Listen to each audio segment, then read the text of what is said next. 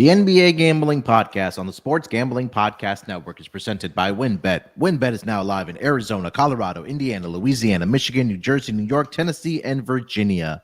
From boosted same-game parlays to live in-game odds, WynnBET has what you need to win.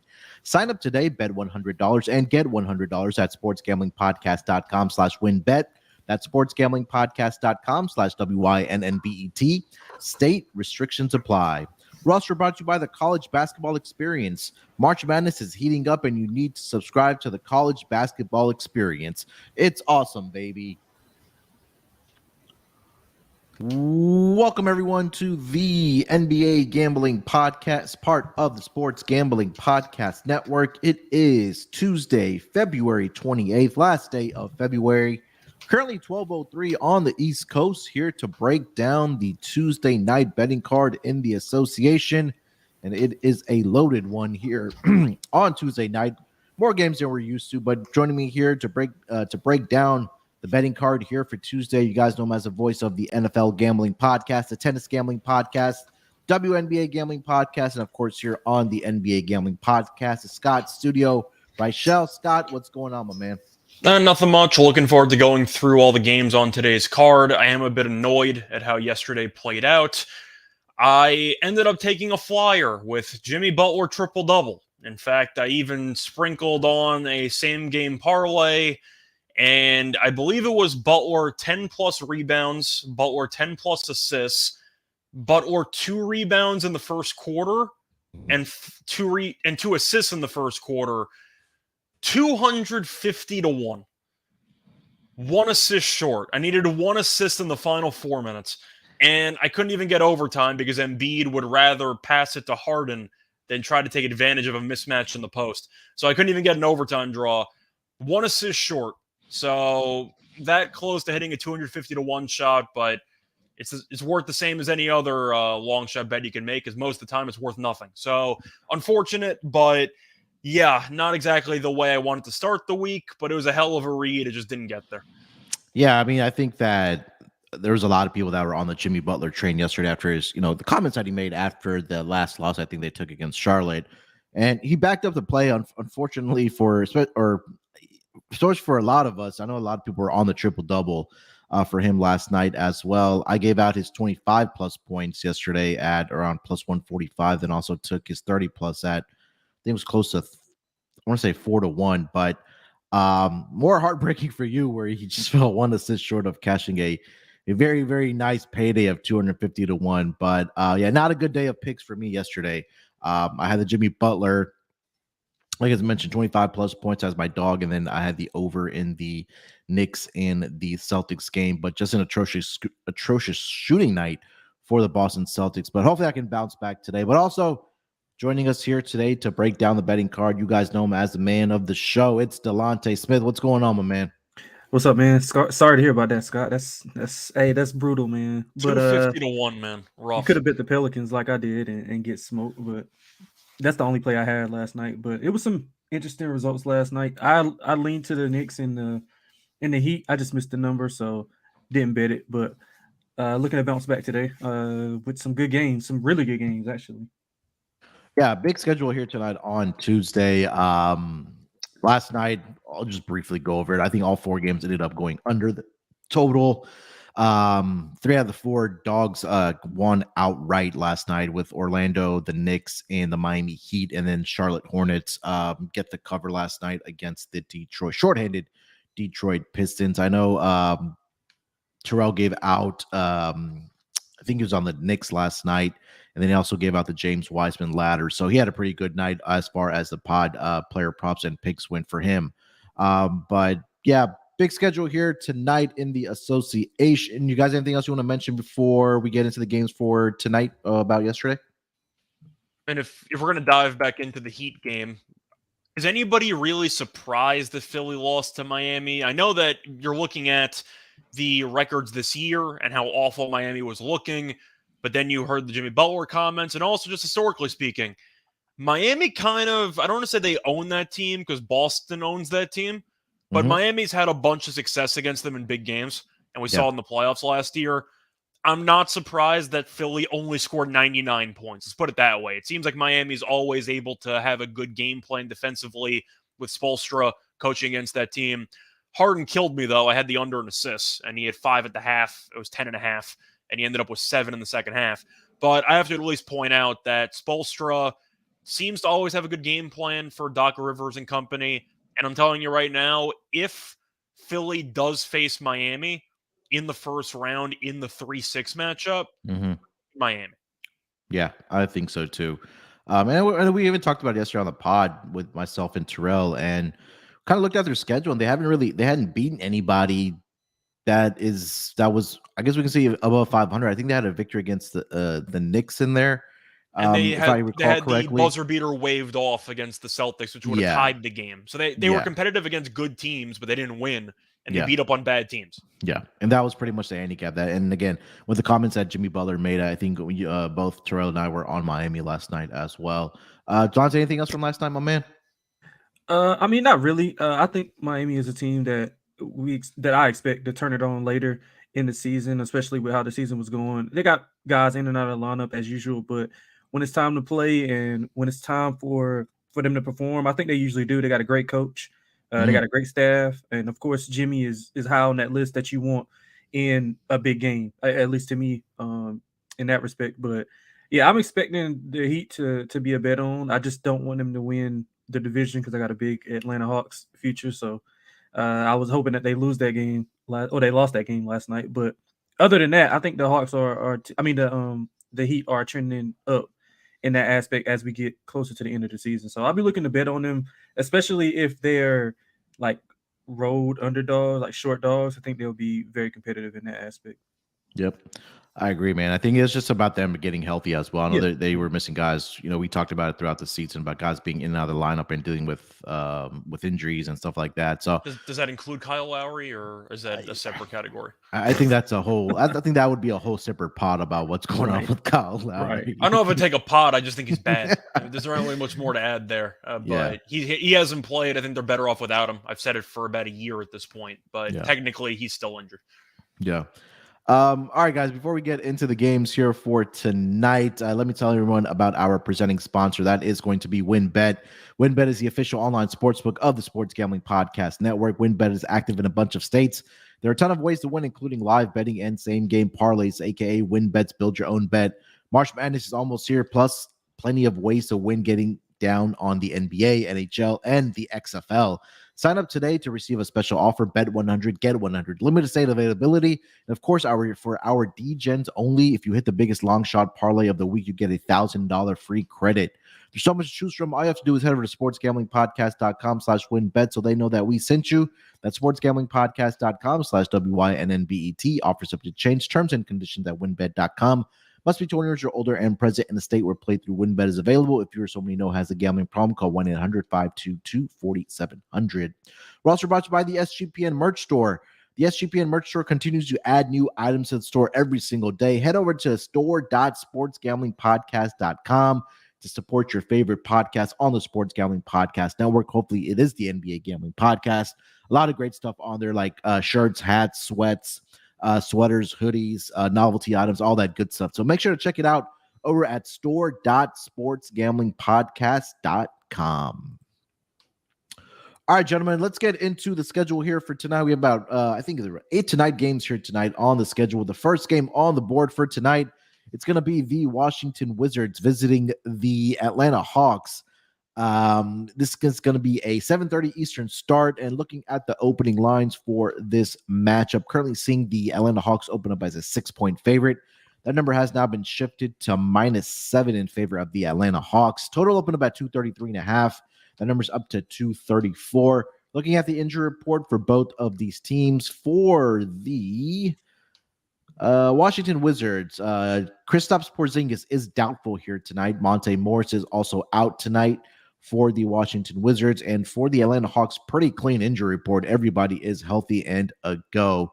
Atlanta, we talked about, or I know Terrell and Scott talked about the hire of Quinn Snyder, or him potentially being the next head coach there. I know Scott hit a a life-changing bet on that $10 max coaching bet. hire. Let's go. $10 max bet. That's how we catch But those. the Atlanta Hawks, they've come out after the All-Star break here. I think they've won both of their games. And again, looks like they're starting to trend in the right direction here. But they host the Washington Wizards here tonight as a 7-point home favorite. Scott, why don't you lead us off with this game with the side? So first of all, it's a number that I liked a lot more at the opener because I was leaning to Atlanta, but now the number's pretty high since Porzingis is out. Washington is off of a really awful showing against Chicago, but maybe Patrick Beverley inspired something in Chicago because they've been playing better, but Washington only scored 82 points in their last game, which is embarrassing. But I think I am going to lean to Atlanta. I think my favorite play in this game is going to be the over, though, because the Hawks have played 2 games since firing McMillan. And in those 2 games, they scored 136 against Cleveland and 129 against Brooklyn. I just think this team is trending over. I think that with McMillan out, they've been playing faster under Prunty.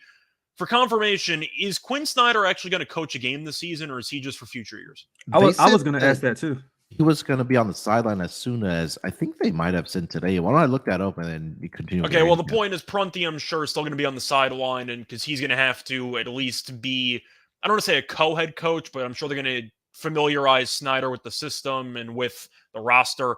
So I'm assuming they're going to have some type of coach by committee for the next week or so until Snyder actually learns about all the personnel.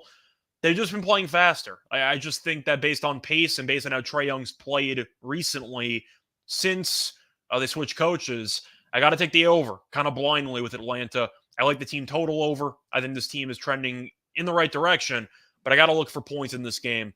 Atlanta has shown me nothing defensively. Each of their 2 games have landed in the 250s. I'm on the over here. I think Atlanta has another track meet. Yeah, he's going to be on the sideline as soon as today is what I read from Woj currently. They already did the introduction press conference for him, so he will be on the sidelines here. So, Yeah, you're right. It's probably going to be a coaching by committee here tonight with Quinn Snyder on the sideline. Delonte, what do you got for this game, side and total? I originally was like Scott. I was leaning to Atlanta, but I was thinking that Porzingis would give it a shot. Him and Morris both. I thought they would give it a shot, but I see that they're both out. So their offense has been a bit stagnant without those 2 guys in the lineup. They've lost and failed to cover in the last 2. They do play well on the road, 17 and 15 ATS on the road, but coming off that performance against the Bulls, I'm looking for them to have a bit of a bounce back. And Atlanta, while they're playing well, they haven't done a really good job of putting teams away. They were up pretty big on Brooklyn. I think that was Sunday, if I'm not mistaken. And they were up pretty at the time. Yeah, and they just failed to put them away. Brooklyn came back and actually had a shot to win that game. But I do like things that I'm seeing out of Atlanta since McMillan has been fired. Scott mentioned it. The offensive flow has looked a lot better. They found some rhythm. They've been putting Trae a little bit more off the ball, letting DeJounte handle the offense. So I was very impressed by their performance against the Cavs, one of the better defenses in the league, and they put up 136, if I'm not mistaken, on them. Yeah. So that was pretty impressive. As I mentioned earlier, I got a couple future tickets on the Hawks to win that division and to win the East, actually. So I'm kind of like trying not to pile on more on them and more so just like hedge off it little by little because I think the Heat are going to turn it on. But yeah, I like Washington here. I'll probably be on them if the number keeps creeping up. I'm trying to get like a 7.5 or 8. I do like Scott's over. Been a lot of points being scored in this game, and Washington's going to come out pretty much with a better offensive performance than they did against the Bulls. So I'm leaning to the Wizards. I haven't bet it just yet, but I'll try to wait for like 7.5, 8 before I do so. Yeah, Atlanta, it's a very small sample, obviously, with Nate McMillan being gone. But the 2, just looking at the last 2 games for most of these teams that have played since the All-Star break, Atlanta's up to number 4 as far as pace goes. And offensive rating, they are number 2. Just right behind the Sacramento Kings in that category. Again, very, very small sample coming out of the All-Star break. But, like Scott mentioned it, that they've been able to put up the points, especially like Delonte, you also mentioned, like it's a very good defense like the Cleveland Cavaliers. So I really like that look about what you said about the over here, Scott. I think I might go towards the Atlanta Hawks team total over in this game. That number is currently sitting at 120.5 in this game. So I think that's the way I'm going to pivot in this game. I think that it is a lot of points here for me to lay with Atlanta here, despite the Wizards not having Kristaps Porzingis and Monte Morris here tonight. So we'll just root for points in this game as far as the side and total go. Delonte, do you have any player props that you want to throw out there for this game? I'll probably look at Gafford points and rebounds. I have one of these stats. I have no idea how, but the Wizards are first in rim percentage offense. I have no idea how they're first in. I don't know who they have that's finishing at the rim as much, but they're efficient when doing so. So I think Gafford around the glass could be, he could be in for a big game.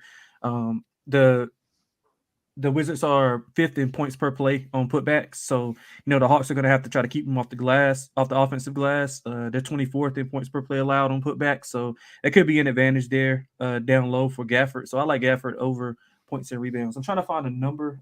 It had moved on me earlier. Let me just get a number. For Gafford, points and rebounds? Yeah, points and rebounds, yeah. Let's see. Daniel Gafford is at 18.5. Yeah. So I think he can be in line for, a 14 and 7 type of game. So I like Gafford over that points and rebounds. All right. Scott, any player props you like in this game? It's pretty tough to go against Trae Young right now, whether it involves points or the assists have not really been there as much lately, but I still think he's in a decent spot. For Washington, assuming Porzingis is out, are you just automatically pivoting to like Kuzma threes or something? Because I don't know who else is going to step up besides him and Beal. Yeah, I think you probably go Kyle Kuzma threes or just take his points, bro, just based off of principle, especially if you're expecting points to be, put up in this game. Yeah. All right.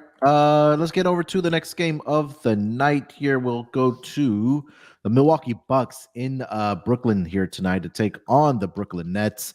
Looking at the opening line for this game, this line opened up in favor of the Milwaukee Bucks at -5. That number's now been bet up to minus, I believe it's up to 6.5. Yeah, 6.5 at some spots. Total opened up at 227.5. That number's been bet up to 230.5. Looking at the injury report for both of these teams, for the Milwaukee Bucks, Giannis is actually listed as probable here tonight for the Bucks. Everybody else is a go. Only person that is going to be out is Wes Matthews. And for the Brooklyn Nets, Ben Simmons is out, and Edmund Sumner is going to miss this game here tonight for the Brooklyn Nets. Scott, why don't you lead us off with your Brooklyn Nets here, hosting the Milwaukee Bucks as a 6-point home underdog? First of all, I'm shocked Giannis is playing because he's gotten injured 3 times in the last 2 weeks, and they just keep throwing him out there. And he came back and played, 7 minutes against Miami on Friday? 8 minutes? He barely played in the game because he got hurt again. Yeah, I'm on the Bucks. The Nets have not exactly played great basketball lately. Offensively, they have not been good. Now, they were decent in a comeback role against Atlanta, but they also gave up 129 points, so I'm not going to exactly overreact to that. But I'm going to go with Milwaukee. This team's won 14 straight at this point. They beat a pretty good Phoenix team. I know Durant hasn't played, but the point is they still beat a good Phoenix team there, and that game was competitive, but they won. I'm going to go with Milwaukee. I just think they're the better team. Historically speaking, Giannis owns the Nets. So we'll see at what percentage health-wise he is for this game.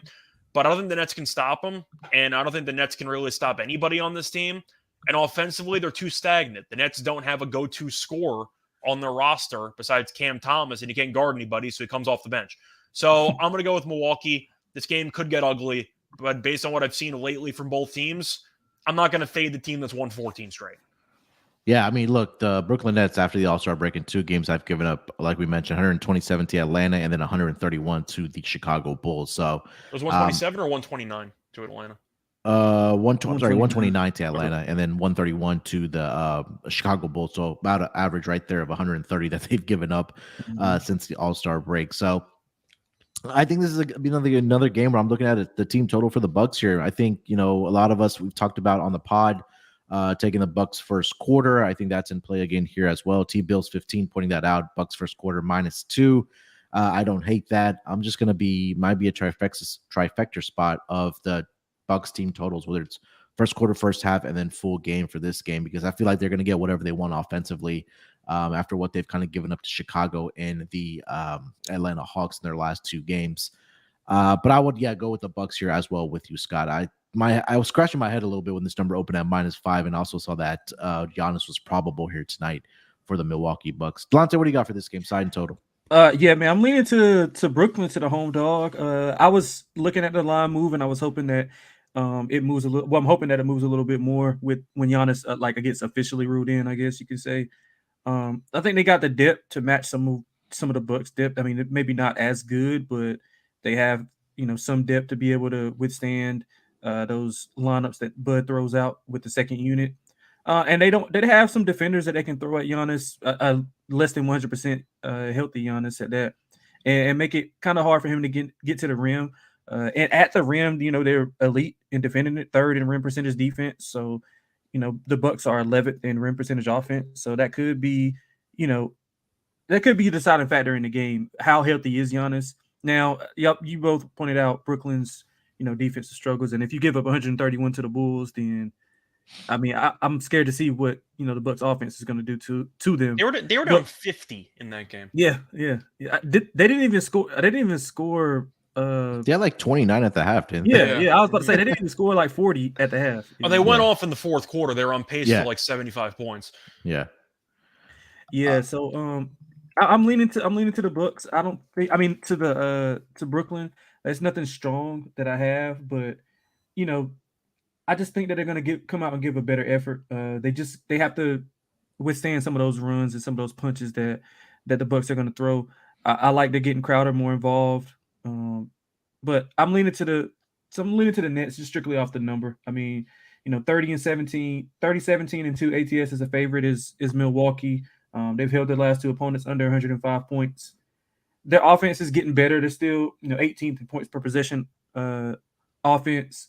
And I think once they get those guys more implemented, then the offense will be better. But I like Brooklyn here. I think they can muck the game up, make it a little bit of a slower pace game, and cover the number. So I'm waiting for a better number when Giannis gets officially ruled in. But that would be my play. Scott, any player props looking at in this game? I know you mentioned Giannis. Well, Giannis, I don't know if I can fully take him, though, because I'm not sure how healthy he is. Yeah. I mean, Holiday's been very good lately, so you might want to pivot to him. I've been cashing with Mikal Bridges threes recently. The volume is there, and I feel like the odds makers haven't fully adjusted. It's usually around 1.5, so I think that's a pretty good look. Bucks first quarter has also been very solid for us, so I'm not going to change anything there. I just think the Nets right now, based on the trade that they made involving Durant, they have a lot of wing defenders. They don't have many wing scorers, and they don't have anybody who can contain Giannis. I think Milwaukee probably wins this game comfortably, but I will go with Milwaukee first quarter. Player props, Delonte, if you have any. Yeah, I was looking for Bobby Portis. Bobby Portis is in tonight, right? Yeah, he might be a bench player though. Yeah, he's gonna be a bench player because I do see Giannis props right now, so I think he's probably coming off the bench. Yeah, I was looking at his. I was gonna be looking for his rebounds. Brooklyn is not a good rebounding team, 30th in offensive rebound percentage. So if Giannis is, compromised or on a little bit of a short rope as far as minutes, I think that Bobby Portis can pivot and step in and get some big rebounds down low. So I just don't see a number on it. Maybe like when that comes out later on, I'll like tweet it out or something. But that's something that I'll be eyeing. Other than that, I didn't have anything. All right, let's get over to the next game of the night. It's going to be the LA Lakers in Memphis here tonight to take on the Grizzlies. Looking at the opening line for this game, this line opened up in favor of the Memphis Grizzlies at -4.5. That number's been bet up now to -9. Obviously, on the news of LeBron James going to be missing at least a minimum of 2 to 3 weeks for the Lakers with the foot injury. Total opened up at 236.5. The number's been now adjusted to around 230.5 at most books. Looking at the injury report, like I just mentioned, LeBron is going to be out for about 2 to 3 weeks at minimum for the Lakers with a foot injury. Anthony Davis is probable here tonight for the Lakers, and then D'Angelo Russell is doubtful here tonight with a right ankle sprain. For the Memphis Grizzlies, Steven Adams is going to be out here tonight as well, but everybody else is a go for this Memphis Grizzlies team. Delonte, why don't you lead us off with this game between the Lakers and the Grizzlies? Yeah, I like the Grizzlies here. I don't want to lay that big of a number, so I'd like pivot to them in the first half or first quarter and first half. It's going to be interesting to see how Anthony Davis responds to this being somewhat, his team, quote unquote. The Lakers are 5-9 straight up this year without LeBron. They lost 7 of those 9 by double figures. So, I mean, granted, it's a brand new team and that's still in effect, but they're still going to be without D'Lo also. So, no point guard. No shade to Schroeder, but I mean, I don't think he's as good as a facilitator as D'Lo is. But the Grizzlies, they're coming off a pretty good performance at home against Denver. They're 18-11-1 ATS at home. Elite defense, second in points per possessions allowed. The Lakers want to beat you up inside, and I don't think they can do that to Memphis. Memphis is like elite defensively. They top 3 in all defensive categories, pretty much that all the ones that matter. And the one that matters the most here is their first in rim percentage defense. So that negates, some of the Lakers' strength. Their 9th in rim percentage offense and first in rim rate, meaning they get to the rim and want to get to the rim the most in the NBA. And I just think that this is a good spot for Memphis. This is the first time that they've played since the Shannon Sharp thing. I think the last time they played was with the Shannon Sharp thing, right? Yeah, I believe so. So I think that this is a good spot for Memphis. I mean, I wouldn't play them a full game. I would try to look for them first quarter, first half, maybe. Lakers 14-17-1 ATS on the road. The Grizzlies do a good job, of defending without fouling. I mean, other than Triple J, they're 6th in defensive free throw rate. The Lakers get to the line at the 7th highest rate in the league. So I think all things point to the Grizzlies here. But we've seen it time after time. The players out, star players out, and most guys step up. I don't trust the Lakers just yet. I need to see it first. I don't trust AD to stay healthy for even a third of a minute. So I got to see it first before I believe it. I'm leaning to the Grizzlies full game, but I'll definitely be on them in the first quarter. Lakers somewhat in a bad spot after exerting so much energy on Sunday, and then hearing that news about LeBron, it's got to be deflating because I don't think they have a chance to do anything if LeBron if he misses even 1 week, I think it's over. So give me Memphis first quarter, and I'll lean to them for the full game. Yeah, it's a third matchup between these two teams here, and they've split the first 2 meetings so far. Memphis has won 122-121 in LA, and then the Lakers won 122-121, and the Memphis Grizzlies won an earlier matchup 127-119. Scott, what do you got for this game, Lakers and Grizz? So even though LeBron's out, they said 2 to 3 weeks. He claims he hurt a pop in his foot. I think he's out for a lot longer than 2-3 weeks for the record. But I think I'm going to lean to the Lakers in this spot. I just think at the end of the day, you're looking at a situation where this team has still been definitely trending upward. Memphis has been a team that we've been pretty low on for a decent amount of the season. Memphis, if you look at their past couple of wins, they had a very nice win against Denver in a step-up game. Besides that, though, they really don't win many games by margin, and I think that the Lakers can hang in there. I'm not saying that Memphis is going to be trailing and they're going to come back, but I think that Memphis could open up a decent first-half lead, play with its food a little bit. 9's a decent amount of points. You leave yourself room to potentially let the other team crawl back into it, especially in the NBA, where teams come back from 20 down pretty much every day. Mm-hmm. I think I'm going to lean to the Lakers plus the points. I'm not picking them to win the game, but I think it's a decent step-up spot. Either AD plays very well, maybe Malik Beasley goes nuts from 3. But I've seen Memphis struggle too much recently in the favorite role covering big numbers. Yeah. I'm not going to bother. I'll lean once again to the Lakers plus the points, but I do think at the end of the day, the Grizzlies win the game, but it's more competitive than people think. Yeah, if you kind of just take a look at some of the wins that they've covered those big numbers, it hasn't been against the greatest competition, right? They beat the Pacers by 12. They beat Chicago by 15. They beat Minnesota by 21. They were a nice win against Denver, but it looked like Denver didn't care about the game. They, I don't know, mentally they just weren't in it, Denver. They were getting killed from the get-go. Yeah.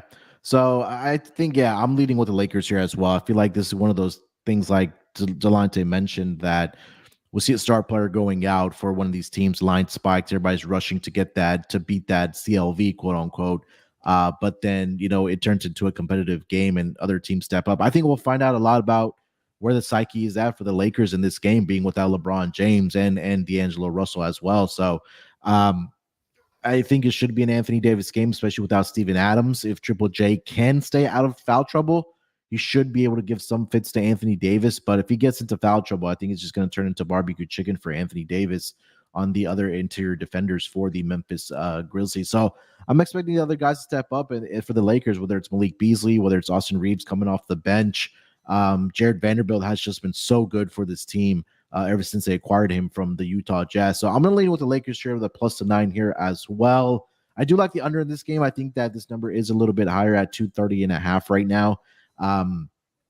I know the first two meetings have gone over the total, but I think we'll see more of a defensive effort here from the Lakers, because I don't think that you can get into a shootout with the Memphis Grizzlies and try to see if they can win this game. So I think it'll be a lower scoring game here, maybe something in the range of like 110, 107, something in that range for the total here. But Scott, do you have any thoughts on the total? I think I'm going to lean to the under as well. Laker totals are insanely high, and with LeBron being out, just because I think the Lakers keep it close, doesn't mean offensively I think they keep it rolling. I see this game being a bit more of a physical slugfest. Yeah. Maybe Brooks, gets into it with somebody like he always does, but I'm going to look at the under here. I just think you're going to see a game that slows down in the second half. We've seen that happen with Memphis a lot. They have some higher scoring games, and the third and fourth quarter come around, the game dies. Yeah. I think it's one of those games. I'm going to lean to the under. And the only reason why the first meeting landed in the 240s was I believe there was 80-something combined free throws between the two teams. Yeah, I think so too. Let me look that up.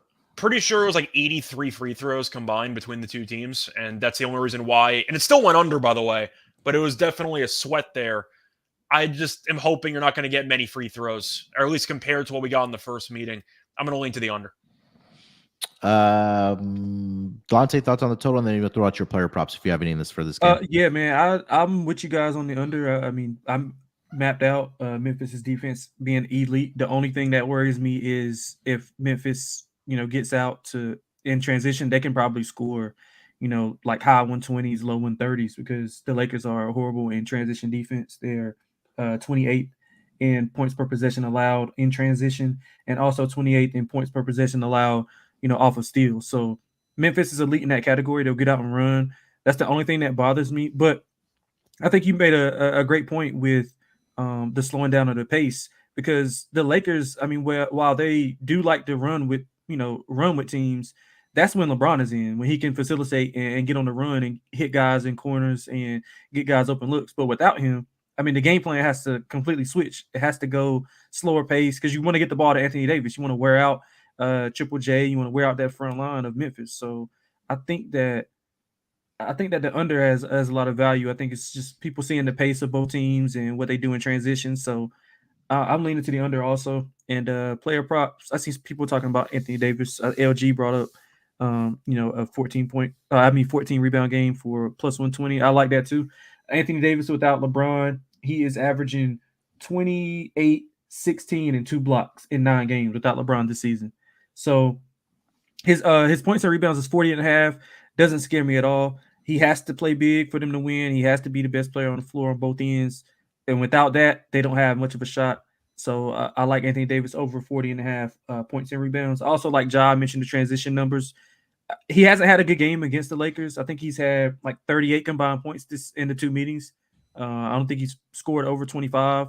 So I think he has a good game here. The Lakers struggle against point guards. For whatever reason, they have a good defense against him. But I think he gets out of that funk and scores 30 plus tonight. Any player props? For me, I'm kind of pivoting back to Vanderbilt. I just think that his role is going to increase with this team. The issue is blowout potential, because there is a chance the Lakers get killed. But Vanderbilt had a huge game last time out. They really need to give him more minutes. I don't know why teams don't give him minutes. Like, people can make the same joke about Westbrook and how Ty Lue's even pulling him when he's playing really well. Vanderbilt should be playing 30-plus minutes a game. Like, I don't know what more you need to see from the guy. He's an incredible role player who you need, and defensively he's very good. For me, I'm going to go with Vanderbilt overs. I saw his double-double was at plus 310, which I don't mind. You can even do a same-game parlay at one book if you include the first quarter stuff. You can get him, I'm trying to remember the exact number. I think it was 8-plus points and 10-plus rebounds, like mixed in with like 2-plus points first quarter and 2-plus rebounds first quarter, and that's like $475. I think that's a good price. I think Vanderbilt should play in the mid to high 20s, maybe even 30s. But the issue is foul trouble, which could be a problem for him. But based on how well he played last game, I got to assume that Ham's going to give him more minutes. So give me Vanderbilt props. I think he's a very good player. Yeah, I love it. I was looking at Anthony Davis rebounds here tonight as well, but I do like the call on the Jared Vanderbilt side of things as well as far as player props. Munaf? Anthony Davis blocks? I see 2.5 at plus 115. Yeah, I like that over because, I mean, if we assume that the Memphis is going to get out and transition, or try to at least, then Anthony Davis is going to have to defend the rim. I mean, he's the only line of defense there, especially if Vanderbilt doesn't play as many minutes to help him with the rim presence or the paint presence. So, yeah, I like him over that number also. All right, let's get over to the next game of the night, gentlemen. It's going to be the Sacramento Kings in Oklahoma City here tonight to take on the Thunder. This line opened up in favor of the Sacramento Kings at -3. The number has pretty much stayed the course at -3. Total opened up at 237. The number's been bet down to around 234.5. Looking at the injury report for both of these teams, for the Oklahoma City Thunder, SGA is going to be out for this game. He's in health and safety protocols and also has an abdomen strain. That is all. That is a pretty much significant injury for OKC. For the Sacramento Kings, De'Aaron Fox is questionable here tonight. He has left wrist soreness, but everybody else is a go for the Sacramento Kings. Scott, why don't you lead us off with this game? Sacramento -3 in Oklahoma City to take on the Thunder. So they just played, and the Kings won comfortably. Now De'Aaron Fox is questionable. The line is plummeted. I'm assuming Fox is not going to play. However, Shea's not playing. So I don't know if he's seriously injured or if they're just repeating history and benching Shea in the entire second half of the season. But the point is I'm going to lean to Sacramento anyway. This team's been playing very well. They had the miraculous win in double overtime against the Clippers, but they've looked sharp anyway. I think Sabonis has a decent shot at a triple-double tonight, especially with Fox being out. I think that he's going to be able to have a good game. I really do like Isaiah Joe, who had a great game last time out. I think he's motivated for not being chosen over Julius Randle for the three-point contest. I think he's still a little bit annoyed by that. But I am going to go with Isaiah Joe props because somebody's going to have to step up without Shea, and Joe did a good job from three. But I do think Sabonis is pretty live for a triple-double because I'm just trying to think of who's going to actually handle the facilitating for this team if Fox doesn't go. Like Davion Mitchell? What else I think that he would probably get the start. But, yeah, I think you're right. It's probably Sabonis that handles, brings the ball up like he a lot of times does, even with Fox in the lineup. Yeah. I see Kobe's asking if there's an overreaction for Joe's points. Potentially, I'd rather take the threes because you're assuming if Joe is going to score 20, he's probably going to hit 5 threes. Man, so his threes are 3.5, bro. He was like 2.5 like earlier. I'm like, I was looking to take it too, and it's 3.5. That's like Klay Thompson and Jordan Poole range, like -130. Like that's like, I mean, he is shooting like 46%, but I mean, come on, that's a hefty price for a player who is questionable in how many minutes he's going to play. And I'm looking at Sabonis' numbers against the Thunder in his career. In the last game they just played, 14, 15, and 8. Game before that, 18, 14, and 14. Game before that, 14, 16, and 7. Game before that, 24, 18, and 10.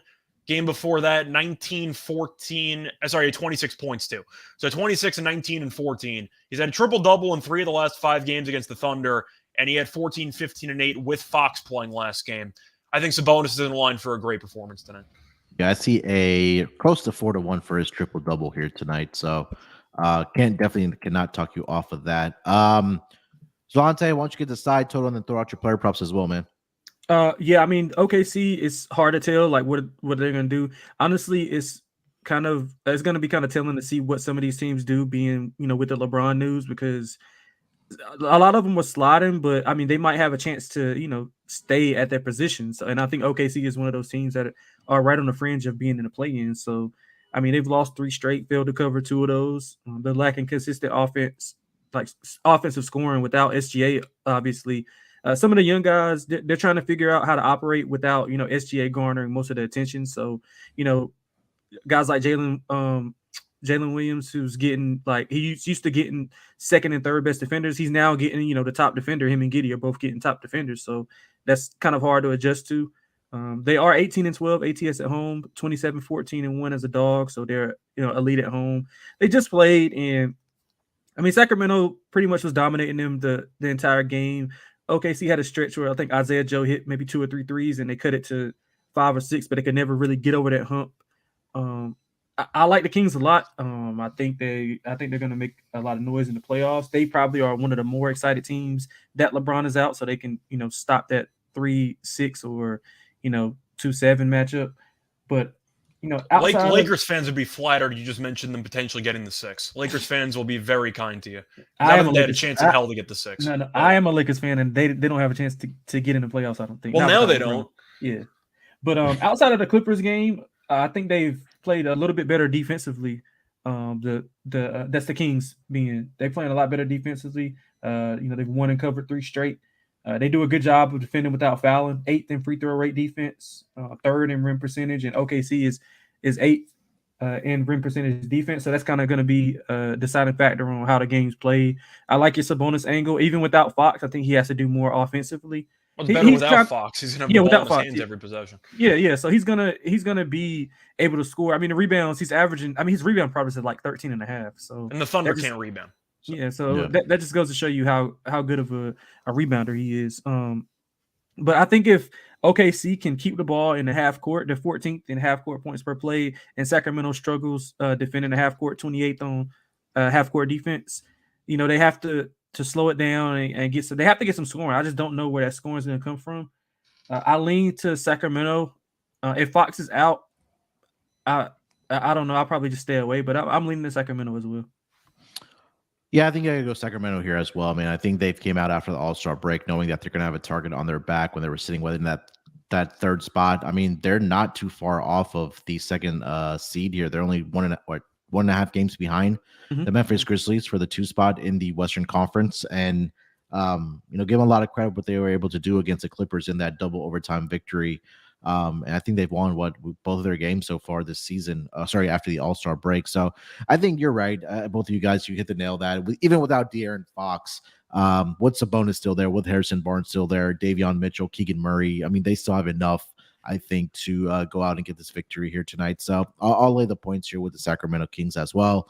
Do love these Sabonis props here. I think that he's going to be able to dominate whether you want to play the triple-double, rebounds alone, PRA, it's up to you, but I think there's some value here tonight, like Scott mentioned, on his triple-double, close to 4-1, officially at plus 390 for this game. Delonte, you have any player props also, or did you already mention them? No, I think I'll just pivot to Sabonis also. Another thing working in the Kings' favor is their 3rd in points per play off of putbacks. So that's basically an offensive glass stat. OKC is 27th on defense in that same stat. So they're not going to have much success limiting Sabonis on the glass. I would pivot to probably points and rebounds in this matchup, thinking that he'll be more involved in, picking pops, and he'll dominate the glass, getting second chance opportunities. So I'll go with the points and rebounds versus the PRA. And I'll probably put some pizza money on his triple-double at 4-1. Yep, I agree.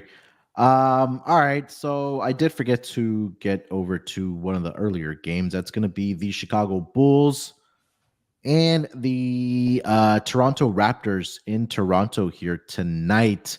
7:30 Eastern start for this game, and I'm seeing an opening line of this game where it opened up in favor of the Toronto Raptors at 4.5. That number's been bet up to -5. Total opened up at 220.5, and that number has now been bet down slightly to 219.5.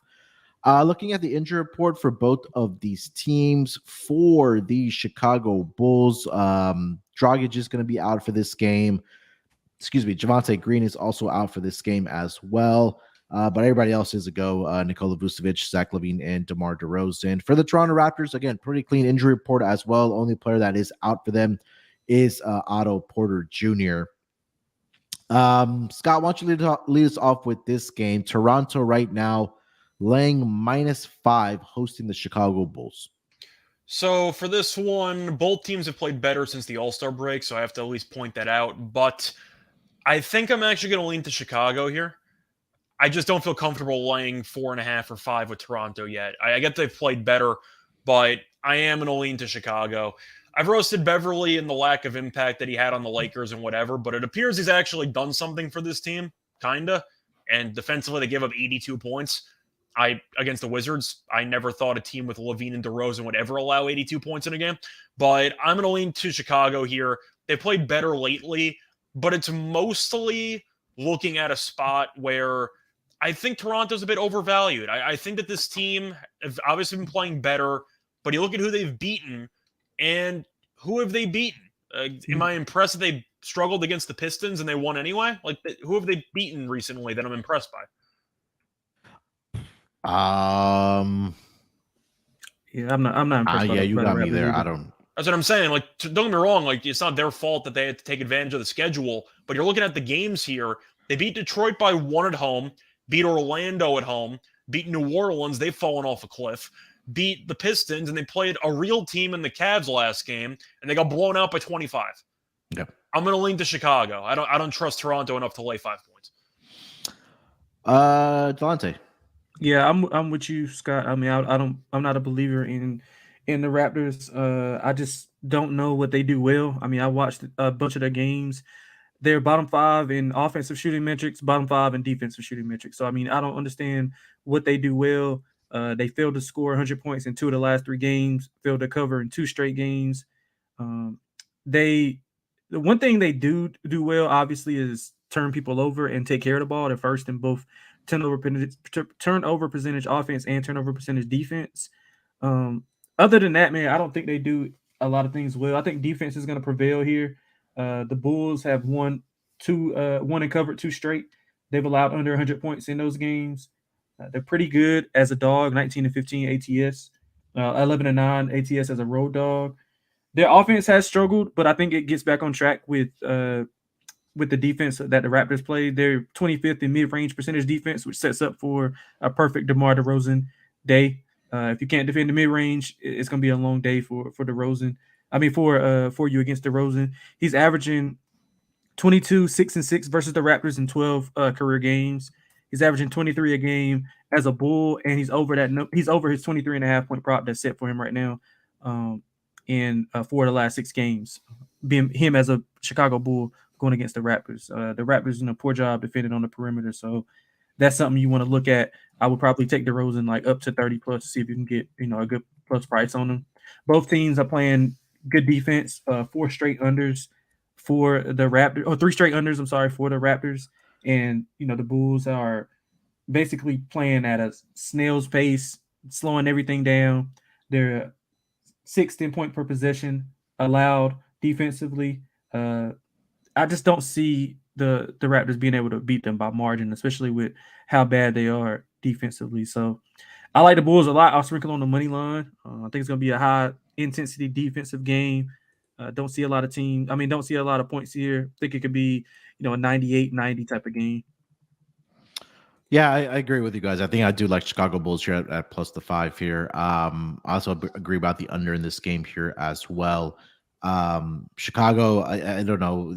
There's teams always in the second half that just kind of turn it up because they are fighting for playoff positioning, and both teams right now are sitting in that the Toronto Raptors right now, the 9th seeds playing in that play-in tournament bracket.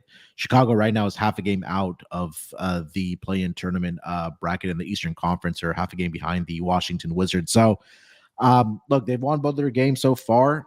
They're healthy. They got Patrick Beverley. I know it's another voice or another guy that can give you that defensive intensity. And I think they can also get the outright victory here tonight against the Toronto Raptors. And I think Scott mentioned that, but I need to see it from Toronto first before I can start backing them on some of these. I don't want to say bigger spread, but when they are a favorite, because like Scott mentioned, they haven't really beaten great competition. I mean, the wins that they do have, it's been against lesser competition: Spurs, Pistons, Magic, Pelicans. Again, the Pistons again as well. So I'm going to go with the Bulls here tonight. I do agree about the under in this game. Any player props you do like in this game here, Scott? I think if I was going to go with any player props, it probably would involve something with Levine points, just because he's been playing very well lately. I think that he's going to be a bit of a matchup problem for Toronto. Most people are going to pivot to DeRozan because he's returning to Toronto. Does that really still apply when he hasn't been on Toronto in 8 years at this point, 5 years at this point? Does that still apply? I don't think so, because I actually went back and looked at this last night. He hasn't really performed very well against the Raptors, or I even filtered it down to him in Toronto. So the last game this season he went up to Toronto, he scored 20. Last season in Toronto, 28, but I mean, it hasn't been something that's jumped off the page.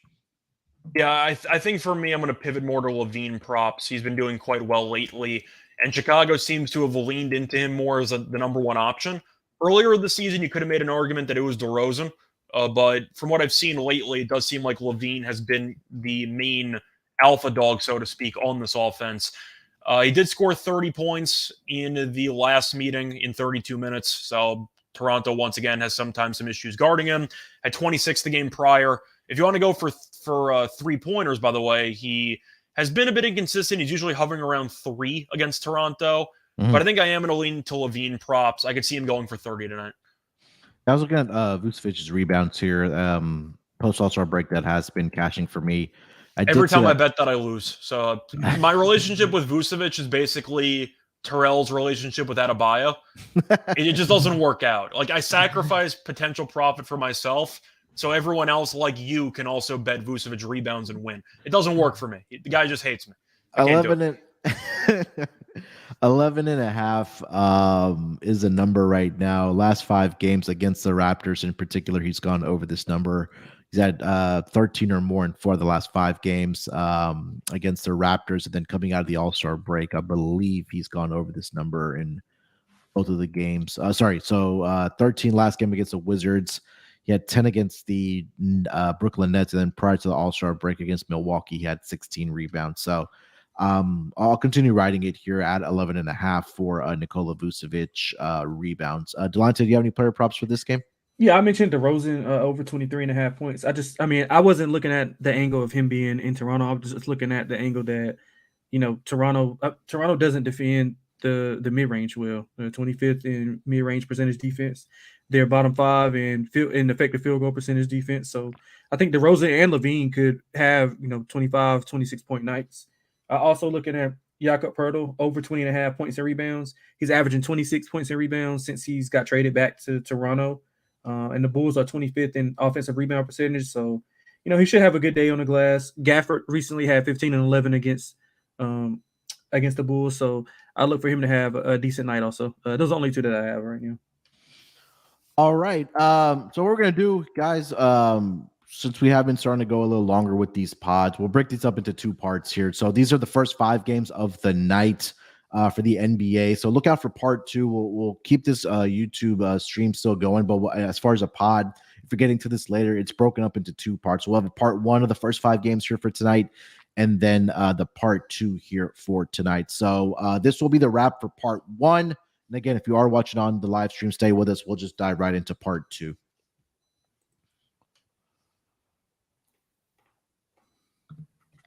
All right, coming into part 2 of the Tuesday night schedule here in the association. 5 games in the books. Again, make sure to check out part 1 for the first 5 games of tonight, and then we'll get into a part 2 here, the final 5 or the later 5 games of the NBA schedule here tonight. And that's going to be the next game here on the board, guys. We're going to go over to my part of town. Let's go to down here in the H, where the Rockets are going to welcome the Denver Nuggets to town. Looking at the opening line for this game, the Denver Nuggets opened up as a 10-point favorite. That number is now currently at 10.5 at most books. Total opened up at we might not have to spend a lot of time on this game. 232.5 is the total. That number's been bed down slightly to 232. Do see some 231.5s out there as well. Injury report for both of these teams. For the Denver Nuggets, Colin Gillespie is out here tonight. Aaron Gordon is probable here tonight as well. You know who could use a healthy Gillespie? Villanova. Yeah, there you go. No, they got Cam Whitmore, man. They playing well. Villanova playing well right now. They're not in the tournament. I'm just saying that would have helped if they had a healthy Gillespie on the roster. Just saying. But Jamal Murray is officially questionable here tonight with lower back pain, and Zeke Naji is going to be out. For the Houston Rockets, I think they're going to get their guys back here tonight. Jalen Green is not on the injury report. He should be back here tonight. Kevin Porter, I did see a note this morning that he did go through shoot around. He's dealing with a left foot contusion for the past, I think it's been a month plus now. Jayshawn Tate is going to be out for this game for the Rockets with right ankle injury management. And that is pretty much it for the Rockets. Scott, why don't you lead us off with this game? Denver Nuggets right now officially laying 11 points in Houston here tonight against the lowly Houston Rockets. Yeah, I'm going to take Denver in this one. I'm not going to spend much time on it. Houston, we know, has been horrible. And yes, a big reason is because their best two players were out. However, Silas seems to hate Şengün, and I guess the argument is he doesn't guard anybody, but I still think that based on how limited the rest of... Wait, what? Who does guard anybody on that roster? Yeah, that's kind of my point, is that based on the rest of the roster, I don't think it really matters, and it's weird that he singles out Şengün. Jabari Smith's been terrible. I think that Munaf can attest to that. He has not been good at all this season. Kenyon Martin Jr. I think he's a pretty good piece, but besides that, you don't really have much, and you're looking at the two games this season. Denver won by 16 in the first game, and they won by 20 in the second game. You're looking at Houston. They've lost 9 straight. They've lost 4 straight by 15-plus points. Denver's off the overtime win against the Clippers, which was definitely a nice performance there. They choked a massive lead, but they ended up winning the game anyway. I just think it's a good spot for Denver to beat up on a bad team. They've done well matchup-wise. Houston has nobody that can stop Jokic. He might walk into a triple-double in either halftime or in 3 quarters. But I'm going to go with Denver here. Houston sucks. There's no way around it. I'm not even insulting you because you hope they're bad because you want Victor, and so does the owner. So you're on the same page here. But I expect a lot of praying and not a lot of winning because Victor might be coming to town. So give me Denver. I think they win this game by 20. Yeah, it's just not. I mean, it is what it is with the Rockets right now. And again, I think it's a head coaching thing as well with the Rockets. They're an AU team. I mean, yeah, and again, once the season ends, I think that very next day I'm expecting the Rockets to let go of Steven Silas. So, there is talent on this team. There's no doubt. But I think it's right now. It's a big coaching thing right now. I just feel like that he's lost the locker room. I mean, yeah, he's just a bad coach. So, I'm not going to argue against you fading the Rockets here tonight, especially even if they do get Jalen Green and or Kevin Porter Jr. back here tonight. Delonte, what do you got for this game? Yeah, first quarter, Denver laying 3.5 on the T-Bills. Put it in the chat. Yeah, I like that a lot. I think they'll come out firing. They had a poor performance against Memphis that led over to, they didn't play as bad, but they weren't particularly sharp against the Clippers in overtime. I think that, they're going to be able to get what they want whenever they want, as anybody does against Houston. The last 4 games, Houston's given up 123, 130, 133, 116, and 131. So I think the Nuggets can pretty much get what they want. I played the first quarter, played the team total. I think the team total was at 122.5 the last time I looked. Yeah. Just a reminder that even though they were bad with Green and Porter out because of offensive reasons and defensive reasons, Kevin Porter and Jalen Green don't exactly guard anybody either. So just keep that in mind. Yeah. And, that's all I got for the game. I like Michael Porter Jr. over 17.5 points. He's over in 2 of the last 3. He's shooting 44% from deep. Over 3.5 threes made also. He's went over in 4 of the last 5. I don't see them stopping him at all. And this is a perfect game for Michael Porter Jr. He doesn't have to guard anybody. They can just get up and down, run, shoot. It's just like he's in high school again. So like him over 17.5 points and 3.5 threes. That's all I got. Yeah, look, I agree with you about the threes here tonight. Look, last 2 games, Klay Thompson hit 12, and then Damian Lillard the next night comes down 13. And knocks down 13. Yep. So they're giving up a lot of 3-point shots. Again, like Scott mentioned, this team's just not very good. So I'm not at 3.5 for Michael Porter Jr., especially at plus odds right now is what I'm seeing. At plus 115, I think that he gets it done here tonight. And I do love the points brought for him as well, especially if Jamal Murray is going to be out, currently listed questionable on the injury report as of about 1 p.m. Eastern here. So, I love Michael Porter Jr. tonight. Scott, do you have any player props of this game? Don't I kind of have to automatically pivot to an under in Şengün? Not to mention the fact that Silas hates him, and he clearly can't guard anybody in pick and roll. How does he not end up in foul trouble in this game? Isn't Jokic just going to put him in a body bag every time they're matched up on each other? I believe so. I got to go with Şengün unders. I had it against Golden State. I think his point total is like 18.5 because Green and Porter were out, and he had like 5 points in the entire game because Golden State just got him in pick and rolls. He couldn't cover anybody. And now with Green and Porter back, they haven't shot a basketball in a competitive game for a long time. I don't see passes being on display between those two. Give me Şengün unders. I think it's a bad matchup. Foul trouble could be a serious issue. And with Green and Porter being back, and with the coaches letting them do whatever they want, they're not going to pass Şengün the ball. Like, how is Şengün supposed to have a huge game tonight? I don't think he can. Yeah. Anything else for this game? Nothing. Probably if you want to just, I guess make a little bit of money, you could throw Denver in a parlay with like the Jazz and Memphis and probably get, close to even money. I guess like minus 112, 113. So I think that's a good play if you want to just some fun recreational stuff. All right. Let's get over to the next game of the night, gentlemen. It's going to be the Indiana Pacers in Dallas here tonight to take on the Mavericks. Looking at the opening line for this game, the Dallas Mavericks opened up as a 7.5 point home favorite. That number's now been bet up to -9. Total opened up at 236. That number's now up to 237.5 in this game.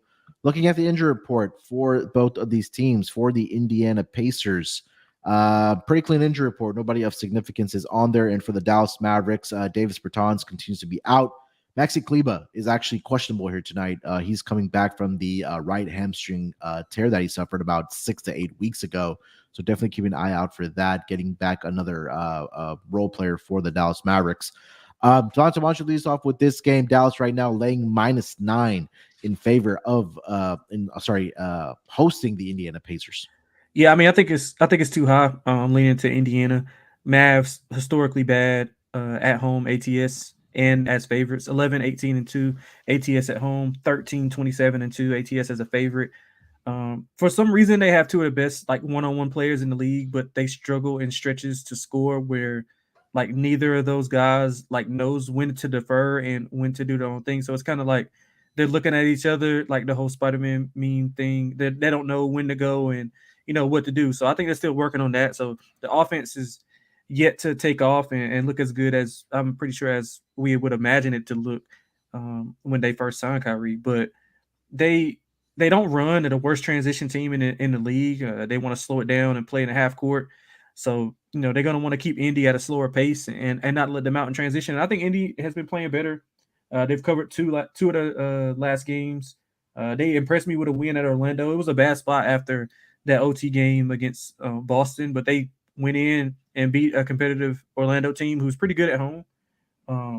The 13 and 16 ATS on the road, so not terrible, but 25 and 23 as a dog. They foul a lot, and that's to the advantage of Dallas because Dallas gets to the line at the fifth highest rate. They don't defend the three well, which is another feather in the cap of Dallas. 26 in 3-point percentage defense, and the Mavs are 9th in 3-point percentage offense. So I'm leaning to Indy. I mean, I think it's just too high. I don't have any crazy metrics to point in the direction of Indy except for Mavericks being historically bad. I know everybody's looking for the bounce back effort coming in on since they had that collapse, but I think Indy's going to come in and play hard. They want to get out and run. They're first in points per possession in transition, and third in points per possession off steals. The Mavs do a decent job defending that. They rank 14th and 7th in both of those metrics defensively. So I just think that Indy can somewhat get out and run with certain lineups on the court. So I'm leaning to Indianapolis plus the points. Scott, what do you got for this game? I'm going to take Indy too. My favorite play is the over. I don't know how I'm supposed to avoid the over. As far as I'm concerned, Dallas, ever since they made the Kyrie trade, has been a blind over team because in addition to no rim protection, they also just score a bunch of points, but they can't guard anybody. You have Luka and Kyrie together. Good luck with that defensively in a playoff series. That's all I'm going to say. They blew a 27-point lead to the Lakers last time out, and LeBron, did he play the entire game with the injury, or did he leave and did not return? Played. Yeah, that's what I thought. He went off, got taped up, and came back. But he didn't really do much because he had no explosiveness in one of his legs. So they were a compromised Lakers team, and they still came back from 27 down. Jason Kidd with the really, really funny comments post-game. He wasn't trying to be funny, but he basically just said, "What do you want from me?" It's like, well, you're the head coach. I kind of want more from you. But still, I'm going to go with the over. I see pace in this game. I see a lot of points, and neither team really guards anybody. How does this not turn into a track meet unless both teams just brick a bunch of shots? I think the pace is going to be there the entire game. Yeah, I mean, if you kind of just look at how many points, like you mentioned, that the Dallas Mavericks have been giving up, since the trade without any rim protection. They're giving up around 64 since the Kyrie Irving trade. The only other team right down there with them is Charlotte Hornets, who are giving up 63, but we already knew historically that they don't play much any or don't play any defense at all. But I expect, like you mentioned, that points to be put up in this game. I love the over this game as well, like you mentioned. Love the Pacers here tonight as well. Look at a Pacers team total in this game as well. I think that we'll just, like Scott mentioned, we'll just see a lot of points being scored in this game. But on the side, I'm on the Pacers here as well. I think we've seen throughout the season where Dallas, they're not a very good home team as far as covering the spread. Trying to get the exact You're being numbers modest. here. They're horrible against the spread at home. You're being very modest. 11, 18, and 2 is what I got. Yeah. And then 9-7-2 as a home favorite. So, 9-17-2 is what I'm trying to say as a home favorite. So, I'll take the points here with the Indiana Pacers with you on the over there as well, Scott. Do have a birthday in this game. I don't know if that means anything to at least of us, but I know Terrell is on the birthday stuff. Tyrese Halliburton's birthday, I believe, is today for the Indiana Pacers. So if you want to get on his player props here tonight, but Delonte, player props in this game, if any? Well, I don't really like much. I think the Mavs is kind of they're kind of like you never know what you're going to get from which of the stars. Like I said, they haven't meshed well. So I don't have a real good feel. I mean, I didn't know it was Halliburton's birthday, but I kind of do like his points, rebounds, and assists over. I think it's a good matchup for him. Neither guard on the team plays defense. Likely he's going to be matched up with Reggie Bullock. I think he can do whatever he wants against Reggie Bullock. Kind of an overrated defender. Sorry to my my NC brother Reggie Bullock, but kind of overrated defender. So I think that he'll get what he wants. I think he'll get those guys involved. Him and Turner off the pick and roll has been pretty good. The best bet pretty much in the game and in the NBA has been fade to Pacers in the first quarter. They're 19-40 or 18-43 ATS in the first quarter. They're even worse, 10-19 on the road. They get outscored by almost 5 points per first quarter. So I look for the Mavericks to come out after that collapse, and I do look for them to bounce back, but just early on. And then I expect the Pacers to get back in the game and keep it competitive. But as far as the player props, just got Tyrese Halliburton over points, rebounds, and assists. Scott, any player props? Yeah, before you even told me the birthday, I already had Halliburton double circled. I don't think I can avoid it. You're looking at the last couple of games. He's had 14 assists in each of the last 2 games. You can even go beyond that. We know he's an assist machine. I just roasted Dallas's backcourt for not being able to guard anybody. I think Halliburton's going to run circles around this team. Give me the Halliburton double-double at around plus 105. It was plus 130 on the overnight. I think it's moved a bit. Yeah. But give me Halliburton double-double. I think he's got a huge assist stat line in store. He might end up going for 15 assists if you want to go for some alt lines. But I think Halliburton assists is definitely worth the look. And it might be an auto play now. It's his birthday, but I was going to take it anyway. What about Miles Turner double-double? Man, I thought about that too. The rebounds I was looking at, I saw 8.5 at minus 145. Kleber can't rebound either, but he can drag centers away because he can shoot threes. So maybe I'm a bit concerned there.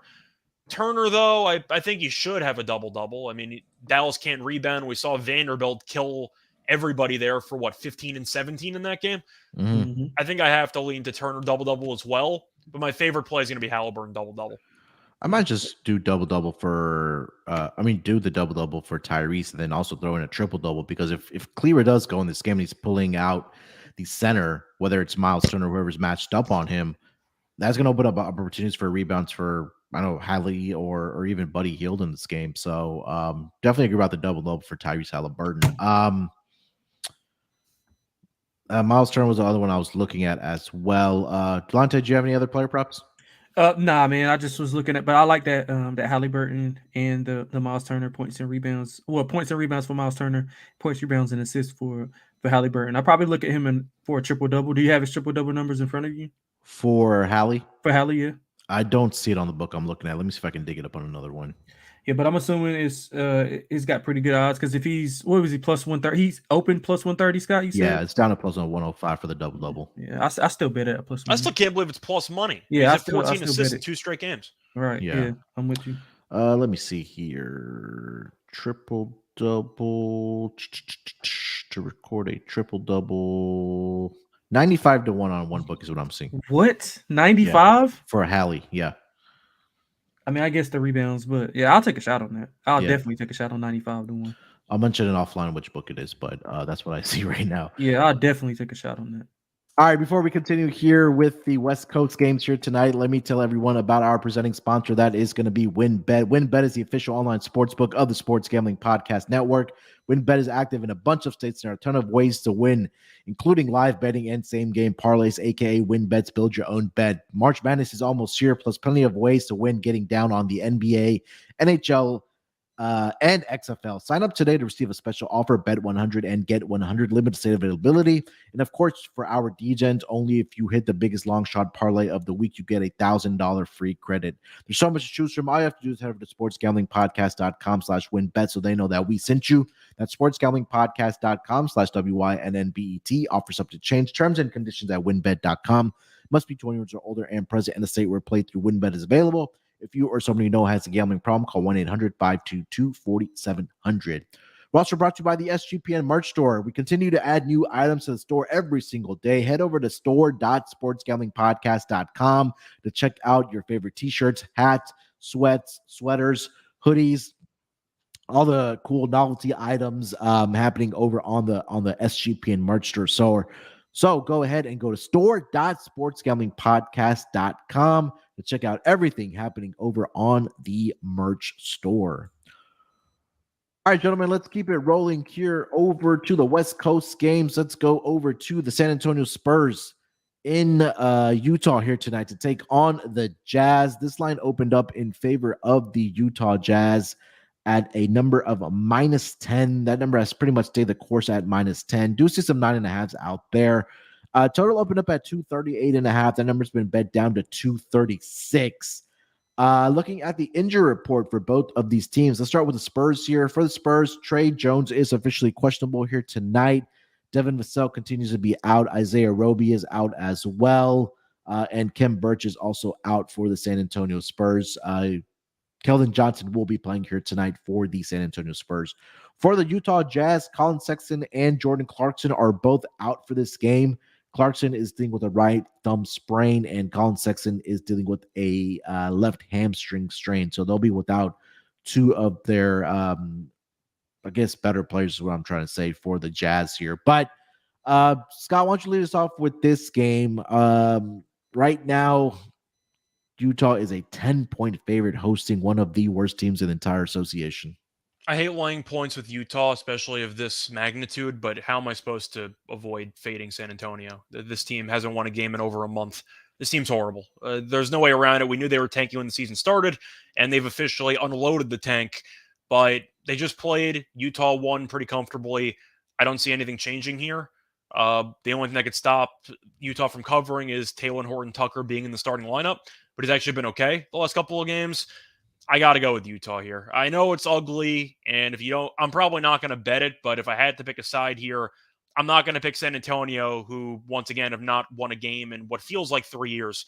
I'm going to go with Utah. I can't avoid it. San Antonio is so bad. I agree. I mean, look, it's no secret everybody's in the tank for Victor, like the Pistons, the Rockets, and the Spurs. Those are the three main teams. Delonte, what do you got, man?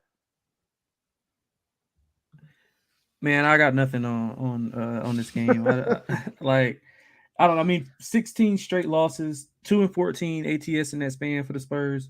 They do, however, play pretty decent early on. 7-5 ATS in the first quarter in the last 12 games. I mean, I don't know. I mean, maybe you look over. It's going to be a lot of points. Not a ton of defense is going to be played. I just think that San Antonio is like they're putting out, negative EV lineups in certain situations to, tank. But I don't have anything, man. I just think that if you're gonna bet this game, good luck wherever you do. I would look at the Spurs early, if anything. I got nothing at all. Yeah, I don't have anything for this game as well. It's Utah. I know Terrell talks a lot about if you see Utah as a favorite, you want to fade them, but with a team that's lost 14, 15, 16 games in a row. I'm not sure if I could back that team. So yeah, it's a complete nothing. I have nothing for this game. Scott, any player props, anything else you're looking at for this game? I'm blind looking at Branham over, who's been a Yeah. money machine for me with San Antonio. You mentioned how Jones is out. You mentioned how a couple other guards are out. He's still getting minutes. Even in these blowouts, he's having roughly 30 minutes a game. And he struggled a bit from the floor last time out, but the attempts were there. That's good enough for me. You're going to have some bad games here and there, but as long as you're consistently getting volume, I think that it's worth a play, especially with Vassell being out as well. Nobody else is shooting on this team. So I'm going to go with Branham because if you go through the last couple of weeks, he's really been a solid player prop option for his points, and I'm going to keep taking the over. Yeah, we've talked a lot about Malachi Branham when Devin Vassell got hurt, and then also Trey Jones, who's been in and out of the lineup. And I've been backing him as well blindly. And he's again, like you mentioned, even in a blowout, he's still getting the minutes for the San Antonio Spurs. So also the shot volume is there for him as well. He knocks down his 3-point shots on a consistent basis. Let's see what his points prop is here to at 14.5. I still think you got to continue betting that. Over his last 5 games, he's averaging 17.4 points per game, shooting about 37% from 3-point land is Malachi Branham. So definitely will be on his points prop here tonight as well. All right, let's get over to the next game of the night, gentlemen. It's going to be the Portland Trailblazers in the Bay Area here tonight to take on the Warriors. The Blazers coming off of the victory against the Rockets in the 71-point performance from Damian Lillard, but now they head over to a very, very, very, very, very much better team, the defending champions, the Golden State Warriors. Looking at the opening line for this game, the Golden State Warriors opened up as a 3.5-point favorite. The number's been bet up to -4 in this game. Total opened up at 236. The number's been bet down slightly to 235.5. Still see some 236 out there at some spots. Looking at the injury report for both of these teams, we'll start here with the Portland Trailblazers. Yusuf Nurkic continues to be out for this team. Anthony Simons is also out for this team, and also Justice Winslow is going to be out. For the Golden State Warriors, Steph Curry is out for this game. Andre Iguodala, Gary Payton II, Andrew Wiggins are all out. Draymond Green is officially probable here tonight for the Golden State Warriors. Scott, why don't you lead us off with this game? Right now, the Warriors are laying 4 points against the Portland Trailblazers. I think I'm going to go with Portland in this spot. I know Golden State at home has been good this year, but I don't think this team's good, especially with Curry being out. I feel like I've been in the minority saying that for weeks, where I think you and Terrell have kind of been waiting for Golden State to show more signs of life. Then Curry got hurt, and, they're kind of up against it now. But I still don't think this Warriors team is that good. And I'm not saying Portland's a great team either. Like, let's be clear about that. But Lillard does take these games against Golden State personally, no matter who's playing in the lineup. I don't want to lay 4 with Golden State. Maybe you can make a case that Lillard wasted all his baskets, or maybe he's a bit lightheaded from the blood they had to draw after the game. But I'm going to go with Lillard to carry this team to a win. I just think that Golden State right now, I saw them against Minnesota. Did they look good? No, they lost. I think Reed had 20 points in the first half. But once again, their main win that they had recently, which I backed them in, was a home game against the Rockets. Congratulations. Didn't they beat the Wolves, though? Did they beat the Wolves in the end? Sorry. Yeah, they won. They won by 5. My bad. Sorry, I forgot that they had a comeback. My bad. But the point is they struggled in that game. They didn't exactly look overly impressive. You're right, though. My bad. I forgot they won.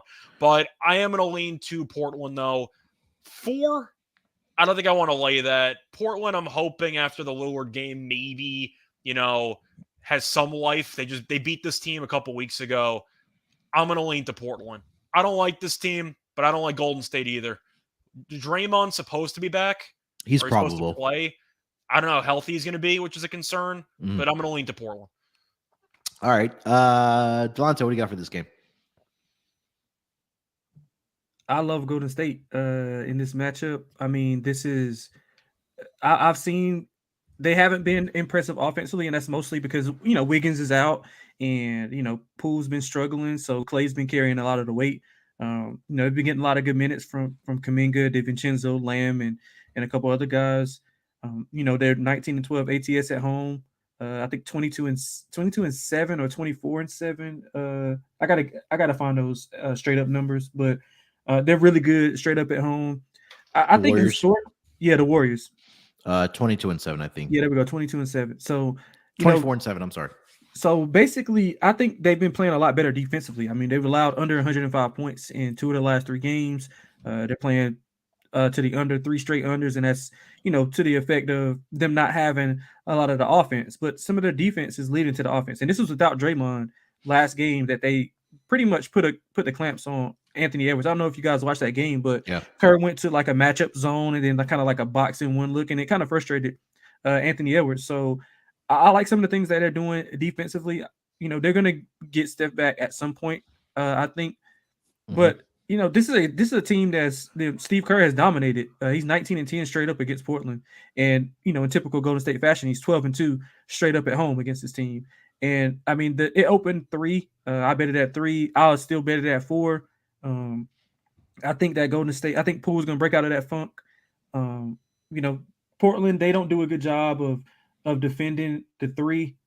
They're 27th in points per possession on defense, and Golden State's 12th in offense. 3rd in 3-point percentage offense is Golden State, 24th in 3-point percentage defense for Portland. I mean, after that performance by Dame, I mean, I know he's had really good games against Golden State, and it's probably going to continue. Like, he probably could have 30, 35, but those other guys, those younger guys, I think the depth is not going to match up and come to play with Golden State, where they're dominant at home. Another thing that they must do is defend without fouling. Portland's second in free throw rate offense. So if they limit the turnovers, we all know Golden State is a heavy turnover team. They limit the turnovers and get Portland in a half court, where Portland's 25th on defensive points per play allowed, and Golden State is 8th in that same category offensively. I think they're going to be able to get a double-digit win, honestly. I like Golden State a lot. I mean, it's probably going to be my lock at the end of the podcast. Yeah, I think that you've kind of got to look back to that Minnesota game. It took a 30-point effort from Naz Reid for them to be in that game. And I don't think they covered that game, but Golden State obviously got the outright victory. But Naz Reid early on in that game, I think he had about 18 in the first quarter. But you're right, they really did frustrate Anthony Edwards in that game where he went 5 of 19. But I think you got to give a lot of credit to the guys that have really stepped up for the Warriors in the absence of Steph Curry, right? Dante DiVincenzo has been that guy for this team, man. He's just been such a great pickup for this Warriors team. Been a huge fan of him, even in his Villanova days. He's been consistently knocking down the 3-point shot. I know Jordan Poole had a bad game in that game against the Minnesota Timberwolves, but I think he should bounce back here tonight. Kuminga's, I think he's as he's getting more playing time, he's getting more comfortable. Playing with his guys, with his athleticism and the length that he can just, disturb guys on the defensive side of the basketball. And Kevon Looney, I mean, the guy, he's just been so consistent for this team. Right. I mean, the rebounding efforts that he has, I mean, if you kind of go through his game log, he's just been a rebounding machine for this team. So I think I'm going to be on his double-double here again tonight against this Portland team that, again, are without, I don't really have a true center. I mean, what is it, Drew Eubanks for this Blazers team? So I like the Warriors at home here tonight as well. I'll probably play them first half and then full game here as well. And again, like you mentioned there, Delonte, I think the difference in this game is going to be the 3-point shooting for the Golden State Warriors because, like you mentioned, the Blazers' 3-point defense hasn't been very good all season long. So I think Clay will get his, Dante will get his, Poole will bounce back in this game here as well. So I'm going to go with the Golden State Warriors full game and in the first half here tonight. Player props in this game, Delonte, if anything that you do like. Yeah, man, I love Poole tonight. I like him over 24.5 points. You can get 23.5 at certain books, but it's like juice, like minus 150, minus 160. I mean, if you don't mind laying that, I don't mind laying that in certain situations, but I think Poole's going to have a 30-point game tonight. He struggled as of late, like I mentioned earlier. He's failed to score 20 in 3 straight games. So in the 2 games that they played this season, he's had 41 and 38, shooting 52 and 58, or 52 and 61% from the field, and 50 plus from deep in both matchups. So it sets up perfect for him to have a great night. I think that he'll get in a groove. This is a perfect game for him to get up and down and get some younger guys who not sound defensively. And one thing I saw you brought up, I heard you bring up Kuminga, and one of the things that I like about what Steve Kerr is doing, I think he's basically dumbing down the what Kuminga has to do. So he's just letting Kuminga like guard and run. So he's not thinking. He's just out, just playing. So I think whenever he's thinking a lot, Golden State's offense is complicated. What they do defensively is predicated a lot on Draymond, barking out signals. And I'm not sure as a young guy he's, able to, sustain all that or, withhold all that information. So I think Kerr's doing a good job of just letting them go out, defend, run, just rim run from basket to basket. So I think he's doing a good job in that. Like I like Golden State turning up, man. When they get Steph back, it's gonna be a problem. But I like Poole over 24.5. Scott, do you have any player props you like for this game?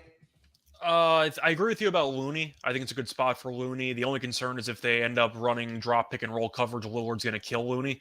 But I got to go with the rebounds for Looney. He's been very good lately. They're going to keep using him because he's been so effective. And even defensively, he's kind of held his own. I'm with you on the Looney props. I think Looney's going to have a pretty good game tonight. Yeah, I mean, just kind of going through his log, man. Last 5 games, 17, 13, 15, 14, and 13 rebounds. And it's not even just been defensive rebounds. I mean, almost close to half of them have been offensive rebounds. So he's just doing a really good job for this team, creating second chance points for this Warriors team. So, yeah, definitely going to be over on his 11.5. Also, I got to take my guy Dante DiVincenzo's over 2.5 threes here tonight. That's at minus 115. Like I mentioned, he most of his points are coming from that 3-point line, where he's been really consistent over the last 5 games. He's averaging or shooting it at 47.2%. And the last 2 games, he's knocked down 4 3-point shots, 5 3-point shots, and then he's getting up close to 9 or right at 9 attempts per game in both of those 2 games. So I'm gonna go with Dante as well. If you want to play his PRA or just his 3-point shots, I do like it at 2.5. All right, gentlemen, last game of the night here. It's going to be the Minnesota Timberwolves against the LA Clippers. Looking at the opening line for this game, the Clippers opened up in favor as a favorite. -7. That number's been bet down to -6.5. Total opened up at 233. That number's been pretty much staying at 233. Looking at the injury report for both of these teams, to start here with the road team, Rudy Gobert, is probable tonight. He was sitting with an illness. Jalen Noel is questionable tonight with left knee tendonitis, I believe. And then for the LA Clippers, Zubac is questionable here tonight. He has a right calf strain, and everybody else is pretty much a go for this team. Clippers coming out of the All-Star break, both games have gone into overtime. They played double overtime against Sacramento Kings, and then the last game against the Denver Nuggets, where they also lost in overtime, went an extra 6 minutes, extra 5 minutes, like I mentioned. So maybe some tired legs here for the Clippers. I'm surprised that Kawhi and or Paul George are not sitting out in this game. But Scott, why don't you lead us off with this game? Clippers as a 6-point home favorite against the Minnesota Timberwolves. For this one, it's tricky because the Clippers have done well against Minnesota, but I really don't want anything to do with the Clippers in this game. They're off of a double overtime game followed by an overtime game. This team is awful down the stretch, but so is Minnesota, so that cancels out in the fourth quarter because somebody's going to have to win. I don't think I can lay 6. I just don't think I can do it. The Clippers should win this game on paper, but with the amount of basketball they've played and the amount of minutes that their main guys have played, you never know if the Clippers will last minute scratch somebody. I'm a little bit scared off by the number. I'm going to lean to Minnesota, but I really don't feel great about it. No chance I bet this game, for the record. Yeah. I don't know, man. This is tough. I think if you like the Clippers, maybe take them first half, because I feel like maybe we've seen the last 2 games in particular and kind of throughout the season where Clippers struggle closing out games. And maybe, again, tired legs catch up with them as well. So maybe Clippers first half would be the play. I didn't like anything in this game. Like you mentioned, Scott, it is kind of tricky here. Maybe Delonte can convince us. Delonte, got anything for this game for a side and total? No, I don't. So I can't. I don't. I mean, I can tell you that, like, I've been betting against Minnesota since the break. I mean, it's only like 2 or 3 games, but yeah, I've won both of those games. I don't think they just have enough outside of Edwards. We mentioned what Golden State did to them, and Finch, he couldn't adjust. And the reason he couldn't adjust is because his offense is predicated on Edwards. If he doesn't have a night or a good night, he can't. They can't win. I mean, Conley does some things good and helps set up Anthony Edwards. But I mean, when it's time for him to score, I mean, they need him to score at least 12 to 15 point range to keep defenses honest. But he hasn't been able to do that. And metric wise, their defense numbers, I mean, they look good. but like Scott mentioned, like they fold down the stretch. They start out hot. They do start out playing well, which kind of goes to maybe like a first quarter, first half for them. But down the stretch, I mean, Finch he puts out, I guess, negative EV lineups. I mean, he still has Rudy playing in late games, and teams expose him with the pick and roll. I seen LaMelo like torture him for like 5 straight possessions, and Finch would not call a timeout. So I mean, it doesn't bode well. I'm not a Wolves guy, even fully healthy. I wasn't a Wolves believer. I'm also, I mean, I'm on the fence about the Clippers. I do like that, PG and Kawhi are actually playing games and not sitting out. So that's a step in the right direction, I think. And Scott mentioned, I think you both mentioned back-to-back overtime games. Not sure what's left in the tank, which, bodes well for an under. I think it's going to take a few more games for the new pieces to get acclimated to Lou's system and for him to figure out who plays well with who. He's kind of like on the fly, doing it on the fly as the game goes on. I don't think that's in his DNA to do that on the fly. So I think a little bit more. They get a nice 2 or 3 day stretch off. Yeah, I think he'll implement some things to get those guys back going. The Wolves 12-17 ATS on the road. They just. I don't know, man. They don't do it for me. The number, I mean, it's probably about right, to be honest. If neither of us have any takes, I'm pretty sure it's a pretty good number. Yeah. But yeah, I think it's a good number. But my question is the fatigue angle. I'm not sure if the markets are fully accounting for it as much as they should. Yeah, I think if the Clippers are up at the half, I'm gonna bet the Wolves in the second half. Yeah, just off of principle, right? I think it's the opposite. I think the opposite too. Like if the Wolves are up at the half, I'll be on the Clippers also. So I don't know if I can get on the Clippers because I know Minnesota is going to could potentially choke, but I'm really concerned about the tired legs of the Clippers for that entire roster. Yeah, I like the under better than anything. That I can agree with. Yeah, so I think it might be I don't know. I don't know, man. I'll probably be passing, maybe live bet it if the Wolves come out on fire. But I mean, how can they really depend on Austin Rivers was hitting step back jumpers? I mean, come on. Austin Rivers hitting step back jumpers. Nas Reed, like in that Warriors game, they were playing like unreal to start off that game. I don't think they can continue doing that. The Clippers, they gotta put together some type of defense. I mean, what they've been doing the past 2 games is probably unacceptable. I know Tyronn Lue is a defensive guy. So, like I said, I mean, they had a rough 2 games. I think he'll get the defense turned back around. I got no doubt in my mind that he'll get it turned back around. He just has to get, the lineups right and get those guys all on one accord. So, I think they had the most like pieces being moved around in the league as far as guys coming in and guys coming out. So, I mean, it's going to take some time to get all those people acclimated into new systems. But yeah, I probably won't be playing it. Just maybe live bet it. If you had to, but yeah, I know that's not much. But all right, anything else for this game, guys? Are you blindly on Plumlee rebounds if Zubac doesn't play? I was so like you talked about how Bam has been a thorn. I know Plum was like your least favorite player in the league, but I'm just asking. I was gonna mention Rudy Gobert's rebounds, but never again. No, can't do it. I'm with you. I can't either. But if you kind of just go through his game log, man. Hey, I'm on it, Munaf. You might as well join me. I was gonna bring that up. His rebounds. So he in the 2 matchups this season against the Clippers, he had 13 and then 21. That's good for him. That doesn't concern me. I see 11 and a half. I can't do it. Oh, it's 11 and a half? Yeah, but it's at minus 155. I might just play 13 plus at plus 110 for Rudy Gobert here tonight. Good for Gobert. That's not a concern of mine. Good luck to him, but it's not for me.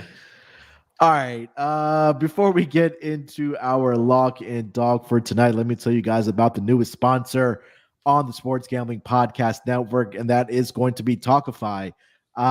Look, we give a lot of advice on who to bet on and make your picks and long shot DGen parlays, but we're also getting into the dating advice game, and that's where Talkify has come in and joined us. And look, life is full of what ifs, right? So what if you're trying something new, and when it comes to dating, Talkify is a new way to meet other serious singles. What if they can help you what you're looking for? Are you having a hard time meeting great people to date? Why do you keep trying the same methods over and over again by swiping right, swiping left, swiping right, and it's just not working out for you? It's time to say goodbye to swiping and bring back the human touch to dating with Talkify. Confidence, like in sports betting, is key when it comes to dating as well. But if you struggle to find worthwhile connections, it can be difficult to feel your best when meeting new people. With Talkify, you can feel confident that you're meeting someone special who was picked just for you. Talkify is the country's #1 modern matchmaking service that is designed to help you achieve relationship goals. Their trusted compatibility specialist hand selects successful and compelling candidates so you can date consciously and productively. Here's how it works. The Talkify matchmakers meet with you to learn about what you're looking for in a partner.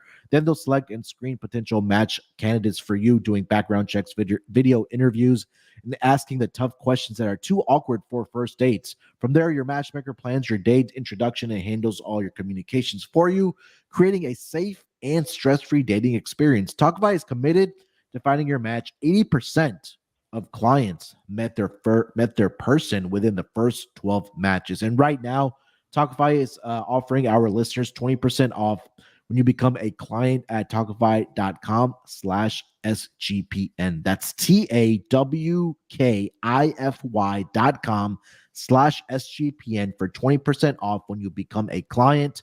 That's Talkify.com/SGPN.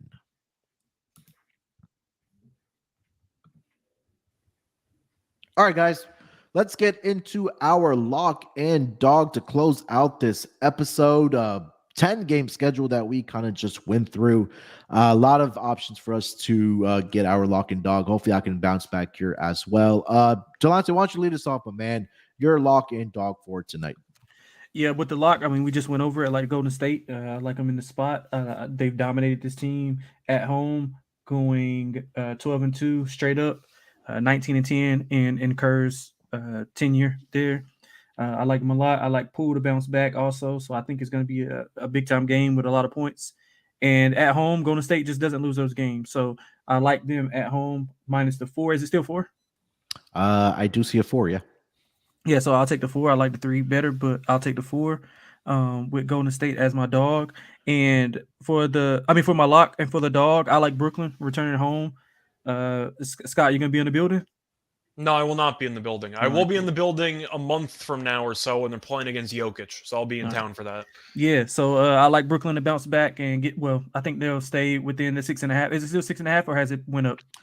I see a 6.5. Yeah. Yeah, so 6.5. I like them. I think they have the tools to match the Bucks depth wise. I think they have some guys that can give a less than 100% Giannis, a harder time. Not sure if Giannis is going to be compromised. I mean, none of us know really. It's not been a lot of news going out about, how much he's going to play or whatever. So even with him, I think they still have a good shot to stay within this number. I think those guys will shoot better at home.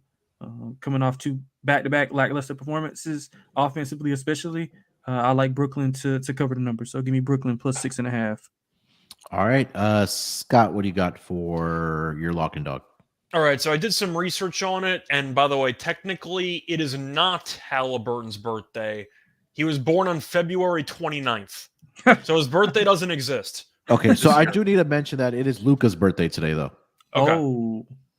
So it is Luka's birthday, but I guess it's a half birthday for Halliburton. So maybe we need to find out when he actually does celebrate for Hallie. I'm assuming it's March 1st, because why would he celebrate it a day early? Yeah, that's true, too. So I'm assuming it's March 1st. He's got the rare double birthday, so keep that in mind for Halliburton. But I'm going to go with him double-double. I'm going to go with a plus money play as my lock.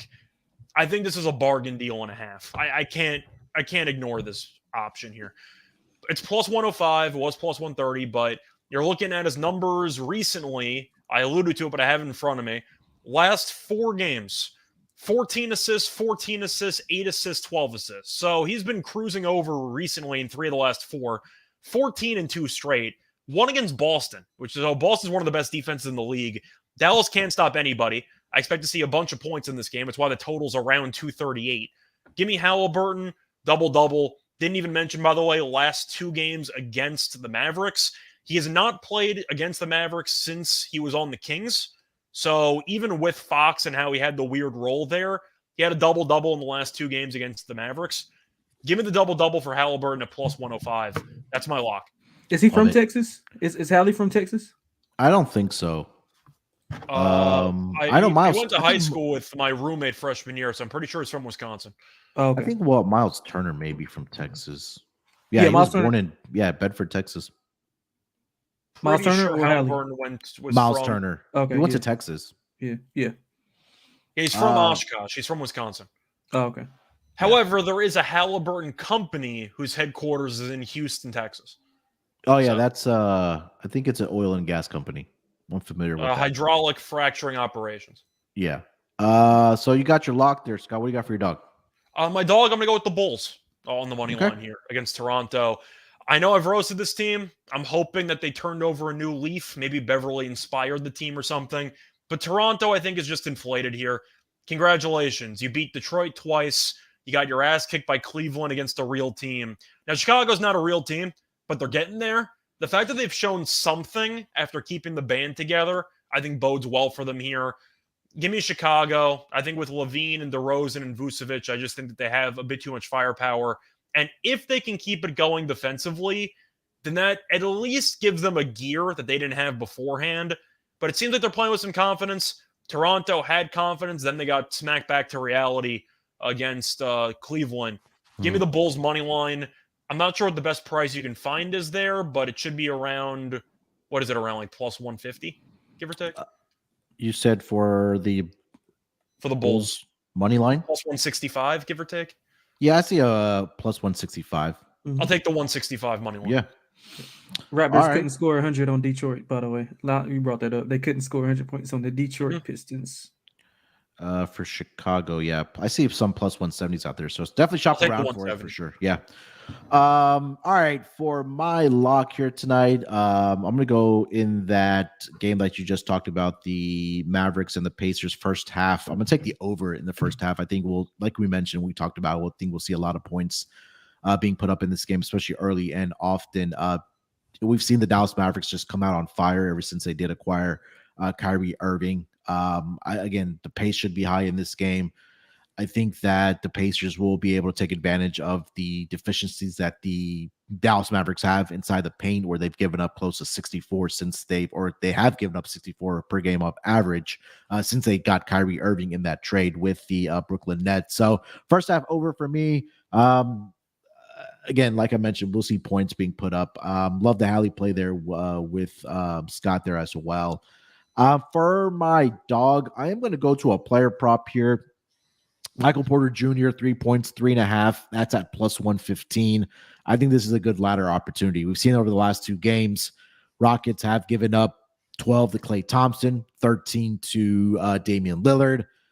I'm not saying that Michael Porter Jr. is going to get into that 10 range, but I think that he can definitely clear 4. Well, Murray might not play, so somebody's going to have to hit 3-pointers for this team. Yeah, and again, it just helps that if Jamal Murray doesn't play here tonight, that Michael Porter Jr. is going to be able to knock down some shots here. So 4 of his last 5 games, Michael Porter Jr. has knocked down 4 or more 3-point shots. He had 4 against the Clippers. He had 6 against the Cavs, 5 against the Dallas Mavericks, and 5 against the Miami Heat. He's averaging close to 10 attempts over the last 10 games and shooting it at 43.8%. So if you want to ladder that up, but right now 3.5 is at plus money. Let me see what it's at for 5+ here. Let's see. Michael Porter Jr. is at 5+ is at plus 245. So I might take that. Yeah. So some opportunity again, 6+ at 5-1. So I think that he's gonna have a good shooting night here against this Rockets defense. So that'll be my dog of the day. Over 3.5 3-point shots made for Michael Porter Jr. at plus 115. Yeah. And never forget, Michael Porter Jr. once said he deserved more looks in the bubble than Jamal Murray and Nikola Jokic. Just never forget that. Confidence on 1 billion. All right, in his guys. defense, he did have the poster dunk against the Clippers that one time in the bubble, so he's got that going for him. He was playing well. Yeah, Murray averaged like 40 points per game. Right, and Joker was being Joker. So I mean, come on. All right, guys, that's going to do it for this episode of the NBA Gambling Podcast. Again, it's on this Tuesday schedule, we get a lot of games, or we usually don't get a lot of games, but tonight we had 10. So we broke it up into 2 parts. Definitely check out part 1 of the first 5 games on the schedule on Tuesday. And then here, obviously, on part 2 with the picks and the second half of the schedule on the Tuesday schedule for the NBA. But Scott, anything else you want to mention before we get out of here, bud? Not really. You can find me on Twitter, Reichel Radio. Besides that, I did upload 2 tennis podcasts this morning. One at like 2 a.m. and the other one at 10 a.m. Looks like I'm going to sweep the board on the first one, so hopefully I sweep the board on the other one.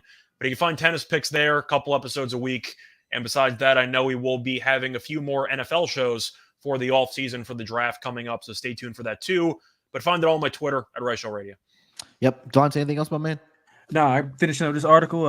It should be out, best bets for today's slate. I'll have that out in a few. Other than that, man, good luck to everybody. Make sure you find the best number available and, win some money. Yeah, we'll be back as tomorrow as usual for the NBA Gambling Podcast. If you haven't already, do us a favor, subscribe to the YouTube channel here for the NBA Gambling Podcast. Before you guys get out of here, do us a favor, hit that like button for us on the live stream here. Make sure to follow Scott on Twitter at Reichel Radio. Follow Delonte on Twitter at XXLanteXX, and you can follow me on Twitter at SportsDirt824. Also follow the NBA Gambling Podcast account at SGPNNBA. All right, we'll be back tomorrow as usual. Till then, good luck with your picks here tonight. Let's break these books off and let it ride.